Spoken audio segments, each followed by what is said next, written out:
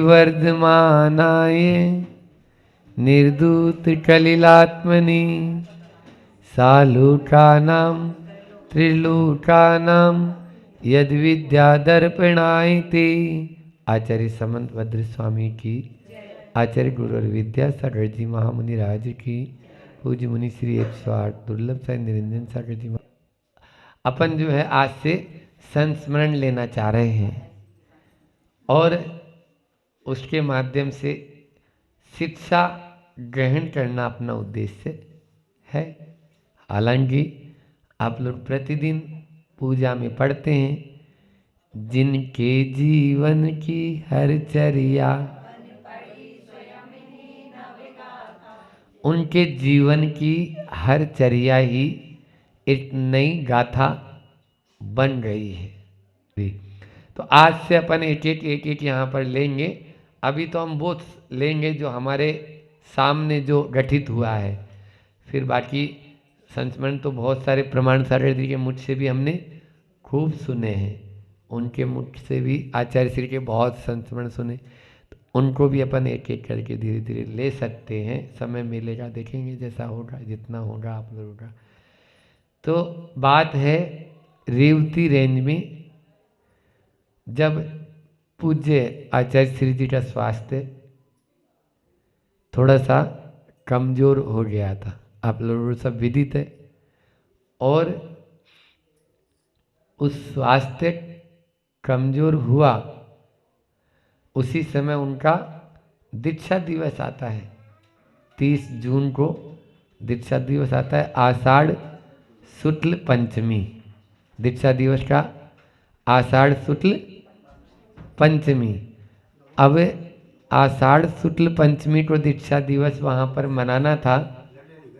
आचार्य श्री जी वहाँ पर विराजमान है, पूरा संघ विराजमान है, और इधर सरकार का लॉकडाउन भी चल रहा है। उसी समय लॉकडाउन लगा ही था, अप्रैल में लगा था, तो मई जून 2 महीने हो गए थे लगभग। अब वो एक प्रोग्राम रखना चाह रहे थे हम लोग, लेकिन मना कर दिया। तो ठीक है, अंदर ही कर लेंगे। अंदर मतलब जैसा अपना ये हॉल है ऐसा, बाहर में पांडाल वगैरह जो बने थे उसमें कुछ नहीं करना है, हॉल में ही किया। बड़ा अच्छा बढ़िया हॉल था। तो और वहाँ तो मान लीजिए 101 चौके तो थे ही उस समय, 80 70 80 चौके से ज़्यादा ऊपर थे। तो चौके वाले ही इतने लोग हैं, तो उनको तो अंदर वालों को तो एंट्री है ही, बाहर वालों कोई को नहीं देंगे। तकत लगा दिए, सब बैठ गए महाराज जी लोग। और जो अंदर में जो लोग थे उन्होंने उस पूरे भवन को, जिस भवन में हम रुके थे, इतना अच्छे से सजाया। प्रत्येक महाराज के कमरे के बाहर रात भर में उन्होंने कितनी मेहनत की होगी, और पूरे में गुब्बारे और ये और वो, और आप लोग क्या क्या करते हो वो रंगोली वगैरह, पूरा दुल्हन की तरह वो पूरा भवन सजा दिया, सजा दिया। तो आचार्य श्री जी ने जिन जिन का नाम बोला, भाई हाँ थोड़ा ये बोल लेंगे, थोड़ा वो बोल लेंगे, थोड़ा थोड़ा सब बोल लो। तो ऐसे 6 7 महाराज जी ने अपने विनयांजलि प्रस्तुत की। भाई अब 40 के 40 तो बोल नहीं सकते, 32 थे उस समय, तो 32 महाराज तो प्रवचन पूरे नहीं करेंगे ना। तो 6 महाराज जी ने शायद उस समय अपने अपने उद्गार रखे, आचार्य श्री जी अपने भीतर लेते हैं। और इतना हर्षोल्लास का माहौल, सब मतलब यानी खुश। ठीक है, गुरुजी भी सुन ही रहे हैं, मतलब बाजू में बैठे हुए। प्रातः काल आचार्य भक्ति हुई। ये बात थी 25 तारीख की, ठीक है। 25 जून को पंचमी पड़ी थी, और 26 जून को सुबह सुबह आचार्य भक्ति हुई। सब महाराज जी थे, बहनें थी और भी बैठी थी, सबको बाहर कर दिए। महाराज जी भी बाहर जाने लगे, सब चले जाते हैं, जंगल वगैरह जाना है तो। 2 महाराज जी को बैठा लिए, आप लोग बैठो। उन दोनों महाराज जी से बोलते हैं, मैंने ऐसा ऐसा सोचा है, अभी काल भी ऐसा चल रहा है और आगे अब मुझे अपना भी आत्म कल्याण करना है, तो अपने मैं आत्म कल्याण की भी सोच रहा हूँ।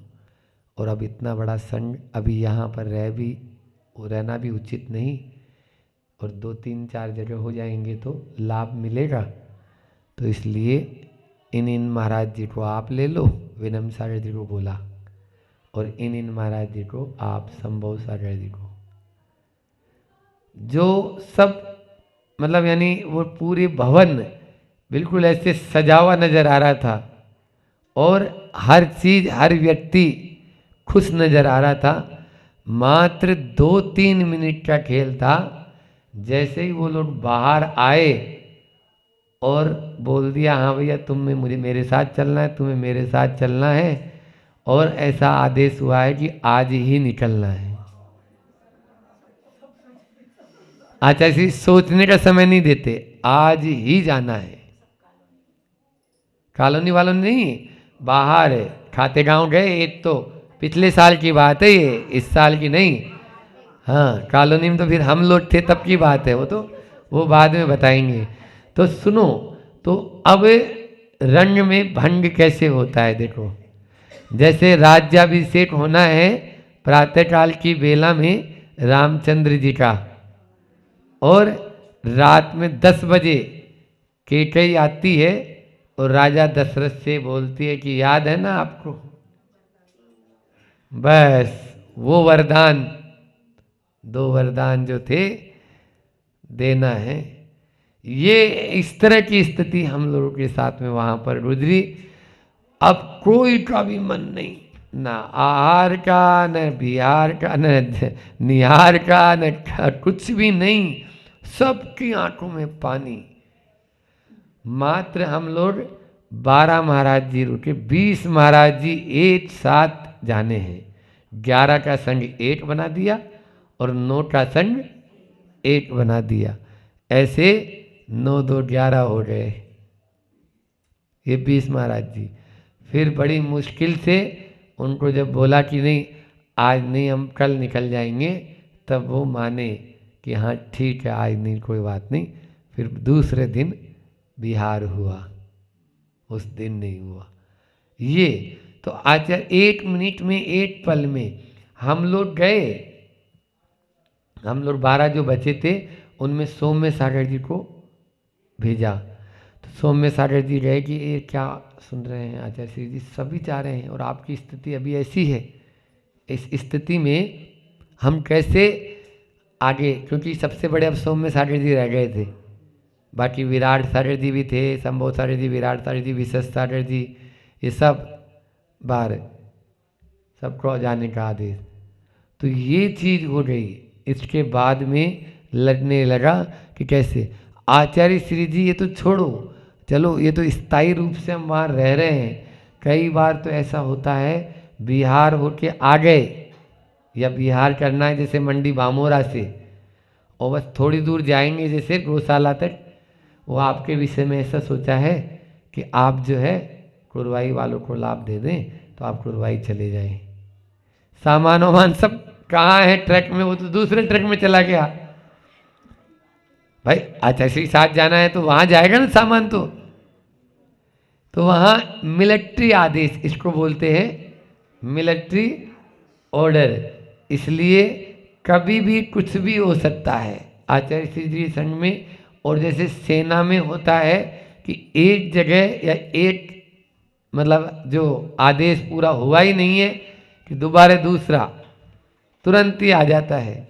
जब हम लोग हजारीबाग में थे, 2005 की घटना बता रहा हूँ, हम उस समय दूसरा पहला चातुर्मास प्रमाण सागर जी साथ में हुआ, ये हजारीबाग में, उन्हीं के नगर में, नगर गौरव थे। तो आचार्य श्री जी के एक परम भक्त जिनके कारण हम इस मोक्ष मार्ग में आगे आए, वो मामा जी गृहस्थ अवस्था के थे।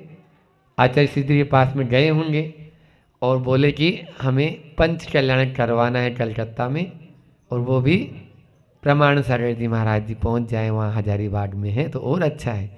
बस आचार्य श्री जी को कैसे क्या, इधर दिवाली के 3 दिन पहले मैसेज आया। पहले वो चलते थे, फोन नहीं थे। 2005 में हमें मालूम है एक पेजर चलता था, पेजर, उसमें नंबर आता था, फिर एसटीडी से आप बात करो, कोई भी काम करना होता था तो उसमें नंबर आता था, पेजर बोलते थे उसको। आप लोगों ने कभी देखा हो, इतनी छोटी सी मशीन जैसी होती, घड़ी जैसी, तो वो पेजर यहाँ लटका के रखते थे। किसी का भी कॉल आता था तो उसमें मतलब नंबर आ जाता था कि इस नंबर पे आप बात कर लो, बात नहीं होगी उससे, अब आप जाके बात करो।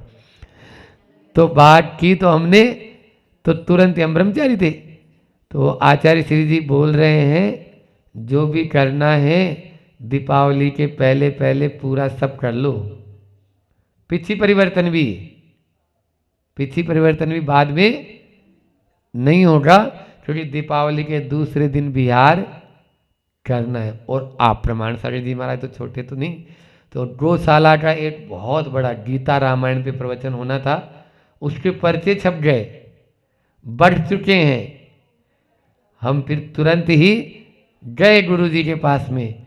हालांकि चातुर्मास में हम कभी वाहन में नहीं बैठते थे, लेकिन मुझे याद है दीपावली के 2 दिन पहले गुरु जी के पास में जाके बताई, हम कुछ भी नहीं सुनना चाहते हैं, जो बात बोल दी है वो है आपको बिहार करना है, महाराज जी को बोल दो जाके।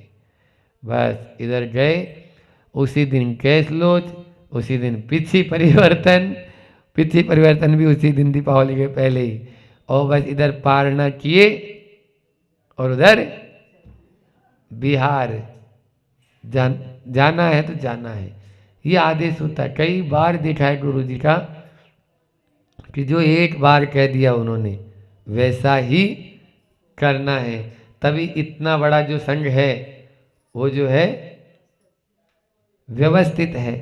एक दूसरा एक संस्मरण और ले लेते हैं कि पुण्य बुलवाता है, बहुत अच्छा संस्मरण है ये भी।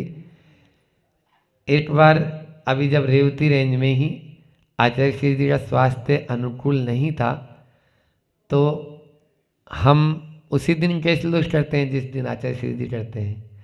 दुर्लभ सागर जी महाराज जी भी उसी दिन करते थे जिस दिन करते हैं वो पहले से ले लेते थे, और श्रमण सागर जी महाराज वो भी। तो हम लोगों ने बोला कि भाई गुरु जी का स्वास्थ्य बिल्कुल भी अनुकूल नहीं है और कैसे बैठेंगे इतनी देर, 1 घंटा केस लोच के लिए, तो अपन उनको कुछ भी मत बोलना है, ठीक है। हम लोगों ने किसी ने भी केस लोच लिया नहीं। हमारा तो नियम ही था कि वो करेंगे तो अपन करेंगे, अन्यथा कोई बात ही नहीं है। हाँ, पता कैसे नहीं चलेगा, वो कर लेंगे, उसके बाद में उसी रात से करते थे हम तो। उनकी वही रात ली, वही पेपर लिया, उसी पेपर पे उसी रात से अपना काम किया और अलग कर देते थे पूरे, जब तक संघ में रहे तो ऐसा ही रहा। तो वहाँ पर संजय भैया थे पनागर वाले, ठीक है ना। तो पनागर वाले संजय भैया जो थे वो और हम आपस में पूरा तय तो था ही कि आचार्य श्री महाराज जी को बोलना, आचार्य श्री जी को बोलना नहीं है, हाँ बातचीत नहीं। तो अब जो है वो अंदर अंदर में राउंड दिलाते थे। आचार्य श्री जी को पाँव में ताकत नहीं थी तो थोड़ा सहारा दे लिया, या तो नहीं सहारा नहीं भी देते थे तो अपना दीवार के पास पास से वो अपना टहलते थे अंदर अंदर में।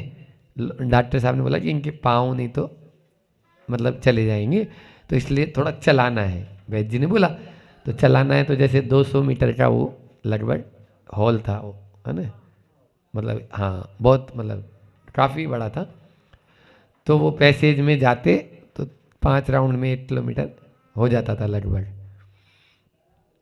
अब वो जैसे ही, उनको तो सब मालूम है, तो वो उठने लगे, और उठने लगे तो संजय भैया बोले कि अगर चलेंगे आज और इधर कैश लॉस किए तो फिर उपवास भी होगा तो और एनर्जी नष्ट होगी, तो इसलिए आज आप रहने दें। संजय भैया ने क्या बोला, आज आप रहने दें। अच्छा सी बोले क्यों रहने दें, बोले नहीं नहीं वो आज अपन को नहीं चलना है, क्योंकि आज अपन रहन दो ऐसे ही। वो अब ऐसे कैसे बोले कि कैसे करना है, कैसे करना है, ये तो बोल नहीं सकते। तो फिर आचार्य श्री जी, तो आचार्य श्री जी वो तो अस्वस्थता में भी तुरंत दिमाग दौड़ाते हैं।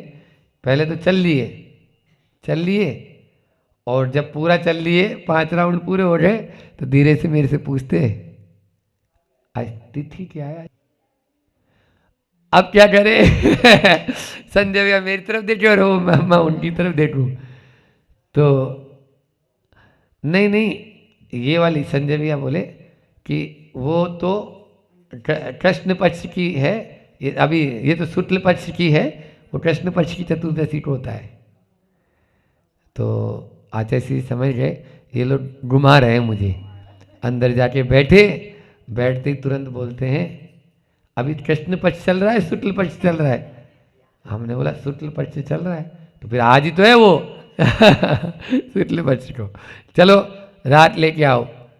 रात लेके आए, तो अब जो बात ध्यान देने योग्य जो बात है ना, नोट करने लायक, वो ये है कि संजय भैया ने बोला कि यदि हम आपसे ये नहीं बोलते कि आज आप राउंड मत करो, तो आपको तो मालूम थी नहीं, आपको तो मालूम थी नहीं ना कि आज चतुर्दशी है, ये भी नहीं मालूम था आपको, तो आप तो राउंड कर ही रहे थे। ये तो हमने आपको बोला कि आज राउंड रहने दो, मतलब आज भाई आप खाली पेट रहेंगे, और फिर लगा भी लिए उन्होंने। तो आचार्य श्री जी बोलते हैं वो तुमने नहीं बोला, वो मेरा पुण्य बुलवाता है। आचार्य श्री जी ने क्या बोला, तुमने नहीं बोला, मेरा पुण्य बुलवाता है। तो फिर और हम लोग मजाक तो चल ही रही थी, अब खेसलूस करना है, और ज़्यादा महाराज तो थे नहीं, 5-6 महाराज ही थे, बचे थे। तो आचार्य श्री जी अभी ज्ञान सागर जी महाराज होते ना, तो आज आपको केसलूस नहीं करने देते, क्योंकि स्थिति बहुत बहुत नाजुक थी। तो ज्ञान सागर जी महाराज होते तो आज आपको केसलूस नहीं करने देते। आचार्य श्री का जवाब सुनो, तुरंत हाजिर जवाब है। बोले आप लोगों को क्या मालूम, आप लोगों के द्वारा हो सकता उन्होंने ही याद दिलाया हो, नहीं समझे, गुरु के प्रति श्रद्धान देखो उनका, कि आप लोग तो बताना ही नहीं चाहते थे, छिपा रहे थे। तो ज्ञान सागर जी महाराज आपके भीतर घुसे और घुसकर हमको बुलवाए कि नहीं आज बेटे केसलूस करना है। समझ में आ रही ना? तो इसलिए पुण्य बुलवाता है। ये जो होता है ना, अपन कोई चीज छिपाना चाहें वो भी नहीं, सामने वाले का अपना भी।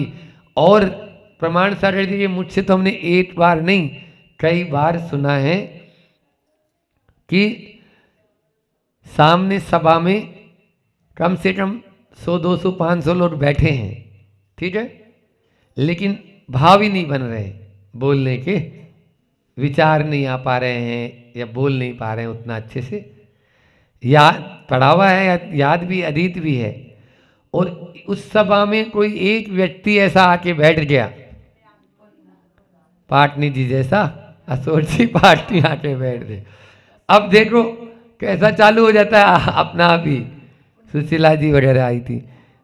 तो ये तो पुण्य बुलवाता है, अपन नहीं बोल रहे हैं, सामने वाले का पुण्य। ये आचार्य श्री जी के मुझसे कई बार इस चीज को अपन ध्यान में रखें, इसलिए अपन पुरुषार्थ केवल एक ही चीज क्या करें, और वो है पुण्य बढ़ाने का। हाँ, भाव भागन बस जोगी वसाए, तो वही तो बता रहे हैं, वही तो कर रहे हैं अपन लोग। पुण्य कैसे बढ़ाएं, अपने अंदर में जो राग द्वेष हैं, अपने अंदर में जो कसाई भाव है, वहां पर पढ़ते हैं ना अपन, विभेति मृत्यो न ततोस्ति मोक्षो नित्यम नित्यम न च वांछ लाभ है, तथापि बालो भय काम वस्तु वृथा स्वयं तप्यत इत्यवादी। अवादी नहीं, ये रत्नगण अपने स्वयंभू स्त्रोत प्रातःकाल पढ़ते ना, सुपार्श्वनाथ भगवान में आता है। ये सुपार्श्वनाथ भगवान की स्तुति है कि संसार से हमको भय है, संसार से भय है, लेकिन फिर भी हम छोड़ नहीं रहे, है ना। और मोक्ष की चाह है, पुण्य को बढ़ाना चाह रहे हैं लेकिन क्यों नहीं कर पा रहा। अब नीचे वाली लाइन आपका उत्तर है, ठीक है ना। तथापि बालो, हे बाल, हे अज्ञानी, हे मूर्ख, ऐसा ही बोल सकते हैं। तथापि बालो भय काम वश्यो, भय और काम के यानी इंद्रियों के वश होकर और भय के वश होकर हम प्रतिदिन केवल मात्र पाप के ही कार्य करते रहते हैं, पुण्य के काम नहीं करते। ये दो चीजों को छोड़ दो। सुपार्सना तो ढंग स्तुति में बताया, जो अपनी इंद्रियां चाह रही है वो मत करो, और भय मतलब डरो नहीं।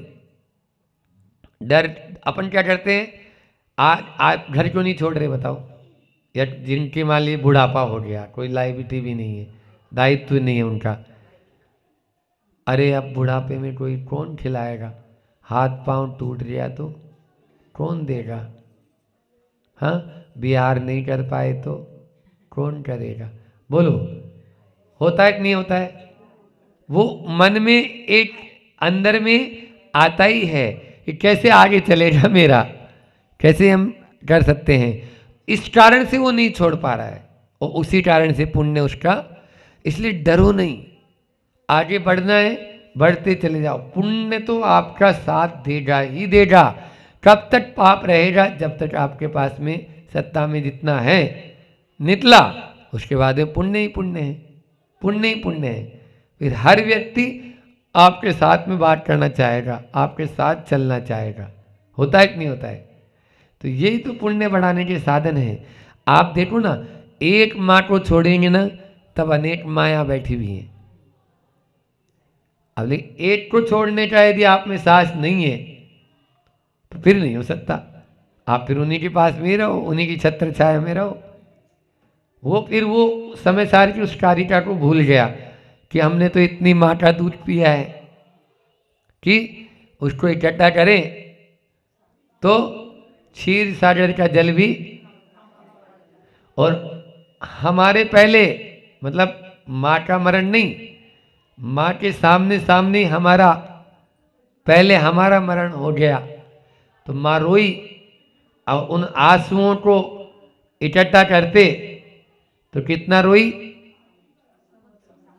कौन सा, क्षीर सागर तो दूध होता है, चल क्षीर यानी दूध होता है, हाँ लवण समुद्र, लवण सागर, समझ में आ रहा है। आंसू खारे होते हैं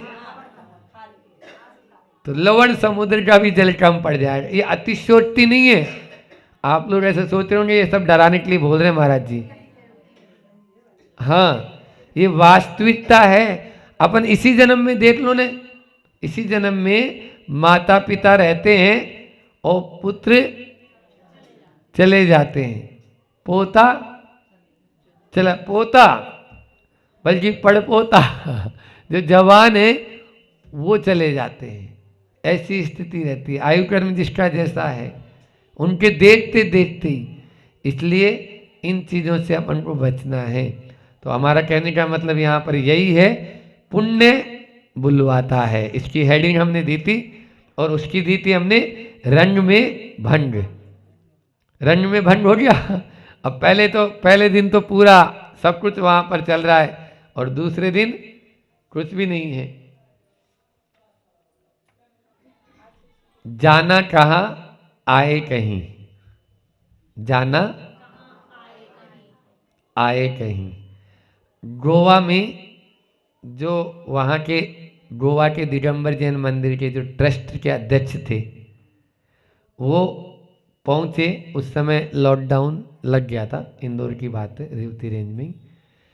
तो ज़्यादा टाइम नहीं हुआ था, थोड़े ही दिन हुआ था, लेकिन फ्लाइट चल रही थी। तो एयरपोर्ट पे आए और गोवा की फ़्लाइट लेना था उनको, गोवा की फ़्लाइट लेना था।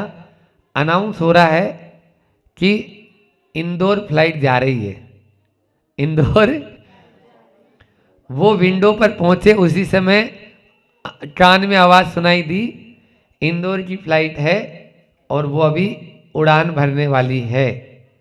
इनके भाव हुए जो अध्यक्ष थे, आचार्य श्री जी इंदौर में ही हैं, क्यों ना मैं एक बार आचार्य श्री जी का दर्शन कर लूं। आज तक दर्शन नहीं किया, कई बार सोचा, कई बार मन में आया, विचार आया मुझे आचार्य श्री का दर्शन करना है।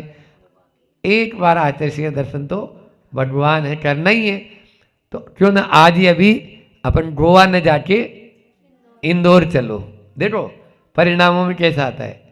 और जबकि उसको मालूम नहीं है कि वहाँ घुसने को ही नहीं मिलेगा। भाई यहाँ तो अपने यहाँ मंदिर तो आपके यहाँ है, आप रेवती रेंज कभी इंदौर गए हो तो कैंपस बहुत बड़ा है। जैसे मान लीजिए बहुत मतलब यानी 20-25 एकड़ हो और उसमें बीचों बीच में रहे कोई आदमी तो आधा किलोमीटर तक तो दरवाजा ही बाहर हो गया, मतलब बाउंड्री का दरवाजा जो है बाहर में। अब वहाँ पे पुलिस लगी हुई है तो उससे अंदर कैसे आएगा? पहले तो संकट तो ये है ना, हम लोग तो बहुत दूर है अंदर में तो वहाँ से 300 मीटर। अब वो चलो कुछ भी हो चलते हैं, बस मन में भाव आ गया, तुरंत टिकट लिया और बैठा, इंदौर उतर गया। इंदौर से टैक्सी ली और वहाँ आ गया रेवती रेंज। बाहर खड़ा है, अरबपति है, बाहर खड़ा है तो कौन पूछेगा वहाँ पे पुलिस वाले से बोला, तो बोले यहाँ पर आचार्य श्री दर्शन नहीं होते अभी और अब नहीं हो सकते हैं, वो उनका स्वास्थ्य भी अनुकूल नहीं है, आप जाइए। तो भैया कोई ट्रस्टी का नंबर दे दो यहाँ का। तो एक मनोज बाटलीवाल करके एक ट्रस्टी का नंबर उन्होंने दे दिया उनको। उन्होंने फ़ोन लगाया कि मैं ऐसे ऐसे आया हूँ, मेरी भावना है आज तक गुरु जी को नहीं देखा है, आचार्य श्री दर्शन करने की भावना है और कुछ दान भी करना चाहता हूँ। ये तुरंत बोल दिया है ना, क्योंकि ऐसे कौन करेगा। ठीक है, तो मनोज जी बाटलीवाल बोले कि ठीक है हम आते हैं। अब वो भी 10-12-15 किलोमीटर दूर थे। आए तो पहले तो शाम को आए, मतलब सुबह से शाम हो गई, फिर उनको लाए, तब तक आचार्य श्री जी प्रतिक्रमण करके हम लोग बैठे ही थे। तो आचार्य श्री जी को देखते ही दंडवत बिल्कुल प्रणाम किया और गले में इतनी मोटी सोने की चैन होगी, हाथों में सोने के कड़े, मतलब पूरा सोने से लदा हुआ वो व्यक्ति। आचार्य श्री जी एक मान स्तंभ बनाने की भावना है, आप जहाँ बोलो और जितना बोलो उसमें लगे, बस मान स्तंभ बन जाए। हम खड़े हैं इधर बाजू में और दूर से दर्शन कराए थे, मतलब ये समझ लीजिए गेट पे बस अंदर घुसाया थोड़ा सा बस उसको, क्योंकि ये तो बाहर से आया था फ्लाइट से और उसी समय इतना ज़्यादा डर था। तो फिर भी वहीं से उसने, मैंने बोला जो भी बोलना आप यहाँ से बोल देना। मनोज जी पीछे खड़े थे तो आचार्य जी बोले हाँ आशीर्वाद आशीर्वाद आशीर्वाद, ऐसे बोले। फिर बोले कि नहीं आप जो बोलेंगे हम वही करेंगे, भले उसमें कितना ही पैसा लग जाए लेकिन करना है हमें, मूर्तियाँ भी उसमें विराजमान करना है और मान स्तंभ बनाना है। बस इतने में एक ट्रस्टी सचिन जी उद्योगपति वो भी आ गए और उनको लेके गए बाहर में, और हमने बोला अभी तो ले जाओ, तो आप रुके हैं ना आज? तो बोले हाँ। दूसरे दिन आके बोलता है कि मेरी गोवा में 300 एकड़ जमीन है, आपके नाम से करता हूँ आचार्य श्री। क्या बोलता है? 300 एकड़ जमीन है, बाबा रामदेव उसके लिए बहुत लगे रहे उस समय 3 करोड़ रुपए देने के लिए, लेकिन मैंने नहीं दी। आज आपके नाम से वो जमीन, अब उसका मालिक मैं नहीं हूं, आचार्य विद्यासागर जी उस जमीन के मालिक हैं। दूसरे दिन आके बोलता है उसमें बस ये मेरी भावना है कि एक प्रतिभा स्थली जरूर खुले उस जमीन में, गोवा में प्रतिभा स्थली। हमने भी सोचा चलो इस बहाने कम से कम गोवा ही चलेंगे वहाँ गोवा में जब इतनी बड़ी हो गया है, अब तो बाप जी की संपदा को तो अपन को ही देखना है।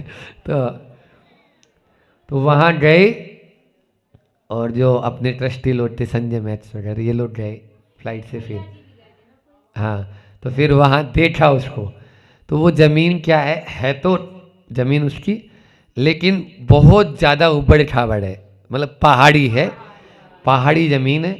और दूसरी बात ये थी कि उसमें सुपारी और काजू, काजू के इतने पेड़ हैं वहाँ पर और सुपारी के, तो उससे काफ़ी आमद होने का है। तो वो अब लेकिन वो जो भी हुआ हो उसके बाद में उसको वो तो देने के लिए तैयार है। उसमें एक मंदिर, अच्छा मंदिर बनाने की भावना उसकी, और एक प्रतिभा स्थली। तो प्रतिभा स्थली की जगह आचार्य श्री जी ने बोला था पूर्ण आयु की जो है स्थापना वहाँ हो जाएगी। पूर्ण आयु की, क्योंकि केरल में, केरल और गोवा पास पास में, और केरल में चिकित्सा होती है तो वहाँ के वैद्य भी उपलब्ध हो जाएंगे। पास के पास में वैद्यों को उपलब्धता की वहाँ रहेगी, इसलिए वहाँ पूर्ण आयु की स्थापना करो। और आपकी जो भावना है कि वहाँ पर बच्चियाँ और बच्चे पढ़ें तो पूर्ण आयु में वही काम होगा, तो दोनों काम हो जाए। भाई वो विद्यालय चाह रहा है तो उसको भी तो संतुष्ट करना है। इस प्रकार से वहाँ के वो है ना शरद पवार है उधर के, शरद पवार है ना, उनका दाहिना हाथ था वो, हाथ है मतलब अभी भी है वो तो। हाँ अभी कुछ नहीं हुआ, कुछ हुआ नहीं है, दूर बहुत है ना। महाराज जी लोग कोई जाएंगे या माता जी जाएंगी, शायद हो सकता है अब माता जी लोगों को भेजें गोवा। आप लोगों के लिए समुद्र के किनारे पे है उसकी ज़मीन, गोवा में, सी बीच नहीं, तो यहाँ पर तो ये है। तो इस प्रकार से उसने वह जमीन गुरुजी के नाम, मतलब गुरुजी के प्रति आप देखो, जो जानता नहीं है बिल्कुल कुछ भी नहीं, लेकिन एक बार गुरुजी का बस खाली चेहरा भर देख लेगा वो, तो सब कुछ भूल जाएगा वो कि मेरे पास में कुछ है। हाँ, और ये भी बोला था उसने कि ये मेरे पिताजी की मतलब जायदाद थी, उसकी अपनी नहीं है, पिताजी की मतलब दीवी जो है पैतृक जमीन है। तो उसमें फिर जाके अभी शायद चल रहा है उसका कार्य, उसमें मतलब पेपर्स वगैरह तैयार कितने हैं, क्या है, कितनी ज़मीन के पेपर हैं, कितनी और कोपाई मतलब अधिग्रहित है, तो ये सब चीज़ें देखनी पड़ेगी ताकि आगे जाकर कोई समस्या न आए। तो इसलिए जाना कहाँ, पहुँचे, आए कहाँ, आए कहाँ, मतलब उन्होंने कहीं, मतलब उनको जाना था कहाँ पर, गोवा, घर जाना था, और आ गए वो इंदौर। और इंदौर में भी आकर उन्होंने वो काम कर दिया उस समय कि जो अद्भुत काम था, अद्भुत उस समय। उसके बाद फिर वो कम आए, लेकिन व्यस्तता के कारण फिर भी ये लोग गए थे वहाँ पर, जमीन आदि देख के तो आए थे। इतना ही रखते हैं, समय भी हो गया है, ऐसे ही 2-2 3-3 ले लेंगे तो हो जाएगा। जा वाणी के ज्ञान ती सूझे लोकालोक, सो वाणी मस्तक नमु सदा दे तुम ढोट। हे जिन वाणी भारती तोई जपू दिन रेन, जो तेरा शरणा गए सो पावे सुख चैन। देव बजू अरिहंत को गुरु सेवा निर्गन, दया धर्म पालो सदा यही मोक्ष का पंथ।